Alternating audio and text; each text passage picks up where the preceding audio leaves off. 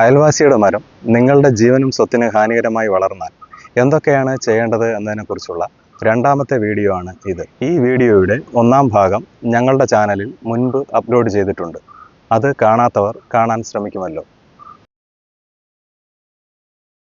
തദ്ദേശ സ്വയംഭരണ സ്ഥാപനത്തിൽ പരാതി നൽകിയിട്ടും നിങ്ങൾക്ക് മരം മുറിച്ചു മാറ്റുന്നതിനുള്ള നടപടികൾ അവർ സ്വീകരിച്ചില്ല എങ്കിൽ, അതല്ല തദ്ദേശ സ്വയംഭരണ സ്ഥാപനത്തിൽ നിന്നും അന്വേഷണ ഉദ്യോഗസ്ഥർ നിങ്ങളുടെ സ്ഥലം സന്ദർശിച്ച ശേഷവും മരം മുറിച്ചു മാറ്റുന്നതിന് നടപടികൾ സ്വീകരിച്ചിട്ടില്ല എങ്കിൽ നിങ്ങൾക്ക് റവന്യൂ ഡിവിഷണൽ ഓഫീസർ മുമ്പാകെ പരാതി നൽകാവുന്നതാണ്.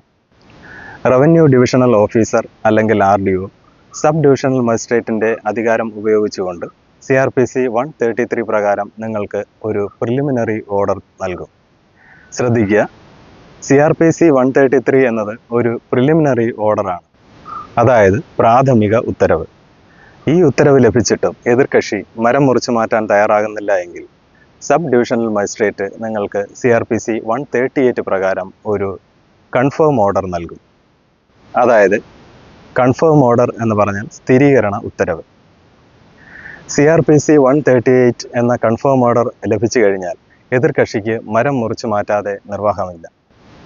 ഇനി റവന്യൂ ഡിവിഷണൽ ഓഫീസർക്ക് അല്ലെങ്കിൽ RDOയ്ക്ക് എങ്ങനെയാണ് പരാതി എഴുതേണ്ടത് എന്ന് നോക്കാം. അപേക്ഷ തയ്യാറാക്കുന്നതിന് വേണ്ടി ഒരു A4 size photo copy paper എടുക്കുക.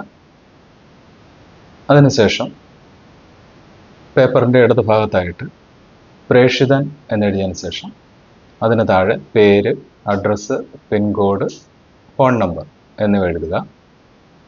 അതിന് താഴെയായി സ്വീകർത്താവ് എന്നെഴുതിയതിന് ശേഷം revenue divisional officer and sub divisional magistrate എന്നെഴുതിയതിന് ശേഷം നിങ്ങൾ ഏത് റവന്യൂ ഡിവിഷൻ്റെ കീഴിലാണോ വരുന്നത് ആ സ്ഥലം വെക്കുക.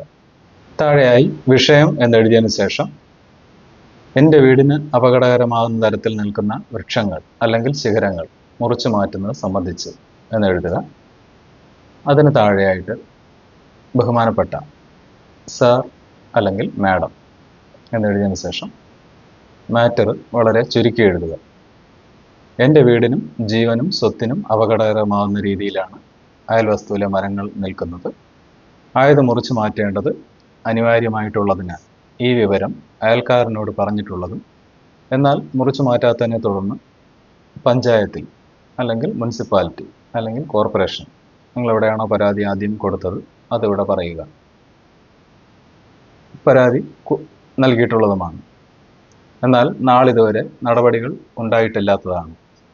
ആയതിനാൽ മരം മുറിച്ചു മാറ്റുന്നതിന് വേണ്ട നടപടികൾ അങ്ങ് എത്രയും വേഗം സ്വീകരിക്കണമെന്ന് അപേക്ഷിക്കുന്നു എന്നെഴുതിയതിന് ശേഷം പേരെഴുതുക. അതിന് മുകളിലായി ഒപ്പിടുക. ഇടതുവശത്ത് ഏറ്റവും താഴെയായി നിങ്ങളുടെ സ്ഥലം, തീയതി എന്നിവ എഴുതുക. ഈ അപേക്ഷ നിങ്ങൾക്ക് നേരിട്ട് ഓഫീസിൽ കൊടുത്ത് കൈപ്പറ്റി രസീത് വാങ്ങാവുന്നതാണ്. അതല്ലെങ്കിൽ തപാൽ മുഖേന അയച്ചു കൊടുക്കാവുന്നതാണ്.